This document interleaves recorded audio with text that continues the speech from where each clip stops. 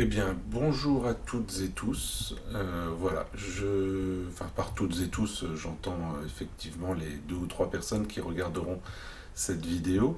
Mais en tout cas, soyez les bienvenus. Si on m'avait dit il y a quelques semaines que j'allais faire une vidéo pour YouTube, j'aurais bien rigolé, mais voilà, hein, on n'est jamais à l'abri de rien. Donc, l'idée, c'est de vous présenter mon aventure low-tech, aquarium naturel. Pourquoi je fais ça? Eh bien, simplement parce que je me dis que ça pourrait intéresser du monde de voir comment ça se passe chez moi. Si miraculeusement il y a deux, trois trucs qui se passent bien, eh bien, ça vous donnera des pistes. Vous pourrez ensuite surtout éviter toutes les conneries que je vais faire, puisque je suis absolument et totalement débutant. Donc je vous présente le bac. C'est un bac de 73 litres qui est éclairé par une rampe Chiros WRGB2, alors complètement disproportionnée pour mon projet, mais bon, je l'ai eu pas cher sur Le Bon Coin.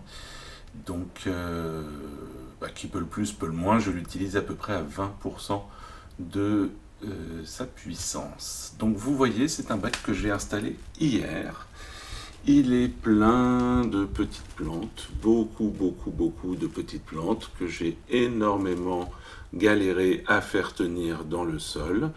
Donc, petit conseil, commencez par le fond et vos plantes plus longues parce que quand on fait le contraire, eh ben, a priori, c'est compliqué. Il repose sur du gravier, c'est du gravier de 1 à 2 mm de diamètre, et puis en dessous, il y a des cailloux un tout petit peu plus gros. Tout ça, c'est du sol, tout ce qu'il y a de plus inerte, hein, il n'y a rien de technique. À part la lumière, il n'y a rien de technique dans cet aquarium. Donc comme vous voyez, il y a des cailloux parce que c'est joli, des petites racines parce que c'est joli aussi, et surtout j'ai mis plein de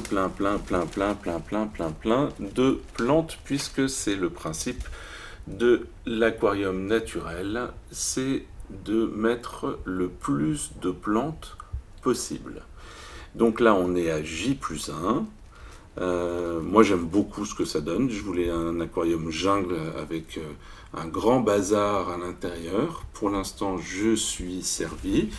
Comme vous pouvez le voir, il y a aussi pas mal de plantes flottantes. Il y a de la zola, il y a de la grenouillette, et puis il y a des najas aussi qui traînent un peu partout.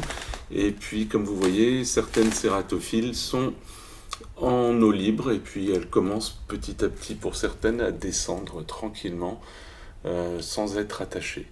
Voilà, je ne vais pas vous faire la liste exacte de toutes les plantes, sachez que j'ai pris à peu près tout ce qu'il y avait sur le catalogue d'Aquadzola, puisque je me suis fourni intégralement chez Aquadzola, le site de vente de Mathieu. Je lui ai également acheté une Zola Box démarrage, c'est-à-dire que dans ce bac, il y a déjà des ostracodes, des daphnis, du plancton et puis un petit sachet de black worms. Voilà, donc le bac est déjà tout ce qu'il y a de plus vivant, puisqu'on voit déjà plein de petites bébêtes se promener. Les black worms, je ne sais pas où ils sont, mais ils doivent être quelque part dans le sol. Voilà, cette vidéo est tournée avec les pieds puisqu'elle est tournée à main levée. Ça n'a pas vocation à être de la grande qualité. Si vous avez envie de voir la suite et de voir comment ça se passera à J+7, J+10, je ne sais pas quand je referai une vidéo. Voilà, si ça vous intéresse. Surtout, ne vous abonnez pas, ne mettez pas de like puisque ça ne m'intéresse pas spécialement. Le but étant juste de vous faire profiter de l'expérience. Si certains veulent mettre des commentaires, surtout faites en sorte que ce soit bienveillant, hein, surtout pour les spécialistes qui voudront m'expliquer tout ce que je fais mal. N'hésitez pas, mais faites-le gentiment. Voilà. À bientôt pour de nouvelles aventures.